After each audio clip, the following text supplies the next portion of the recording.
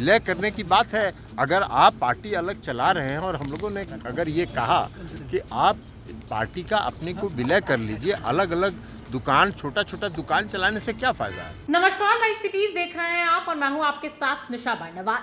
जीतन राम मांझी के बेटे संतोष सुमन के द्वारा नीतीश कैबिनेट से इस्तीफा दिए जाने के बाद संतोष सुमन ने प्रेस कॉन्फ्रेंस कर नीतीश कुमार और जेडीयू पर कई गंभीर आरोप लगाए थे। उन्होंने कहा कि उन पर पार्टी विलय का दबाव बनाया जा रहा था। उनसे कहा जा रहा था कि हम पार्टी को जेडीयू के साथ विलय कर दिया जाए, जिसके बाद उन्होंने संघर्ष का रास्ता अपनाया और पार्टी विलय नहीं किया। उन्होंने ये भी कहा कि उनके पास दो विकल्प रखे गए थे, या तो इस्तीफा दे या फिर पार्टी में विलय करे। तो उन्होंने इस्तीफा का रास्ता अपनाया ताकि उनके कार्यकर्ताओं को मायूस ना होना पड़े। और ऐसे में इस पूरे मामले को लेकर जो आरोप लगाया गया है संतोष सुमन के द्वारा, उसको लेकर ललन सिंह का भी बयान सामने आया है। और ललन सिंह ने जो बातें कही है उससे ये साफ जाहिर हो रहा है कि कहीं ना कहीं संतोष सुमन का आरोप जो है वो पूरी तरह से सच है। पहले आपको सुनाते हैं कि ललन सिंह ने क्या कुछ इस पूरे मसले को लेकर कहा है, पार्टी विलय को लेकर उन्होंने क्या बातें कही है। लिखा है कि निजी कारणों से अब हम आगे साथ चलने में असमर्थ हैं, तो अब हम लोग ये मानते हैं कि उन्होंने महागठबंधन छोड़ दिया।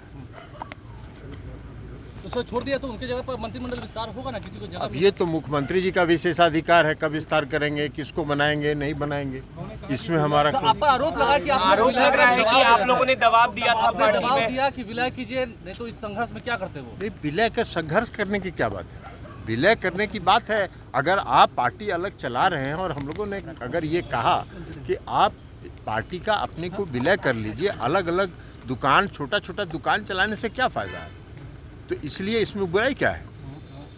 अब उन्होंने नहीं किया और उन्होंने कहा कि अब हम आपके साथ आगे चलने में असमर्थ हैं। इसके साथ और आगे किससे किससे क्या क्या उनकी बातचीत हो रही थी, ये वो बता सकते हैं। तो मतलब इच्छा उनकी थी, मतलब आप मानते हैं कि महागठबंधन थी, इच्छा छोड़ने की उनकी थी। ये हम अभी आपको कैसे कहें, इस्तीफा तो उन्होंने त्यागपत्र दिया। जैसा कि आपने ललन सिंह को सुना, ललन सिंह ने साफ साफ कहा कि पार्टी विलय के लिए संघर्ष करने की क्या जरूरत है।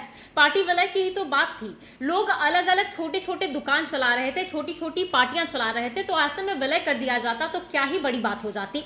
लेकिन शायद उनकी बात कहीं और चल रही थी। उनका सीधा सीधा आरोप या कहे तो सीधा सीधा निशाना बीजेपी की तरफ था, उनकी तरफ मांझी की पार्टी की तरफ से, बीजेपी से हो सकता है उनकी बातें चल रही थी, जिस वजह से इस तरह से कदम उठाया गया है। और ऐसे में देखा जाए तो इस पूरे मसले को लेकर संतोष सुमन के द्वारा जो आरोप लगाया गया है उस पर ललन सिंह ने खुलकर अपनी बातें भी रखी है। देखना होगा आगे और भी क्या कुछ निकलकर सामने आता है। इस खबर में इतना ही। बाकी की तमाम खबरों के लिए बने रहे लाइव सिटीज के साथ। अगर आप इस वीडियो को हमारे फेसबुक पर देख रहे हैं तो हमारे पेज को लाइक कर ले, यूट्यूब पर देख रहे हैं तो हमारे चैनल को सब्सक्राइब कर ले। धन्यवाद।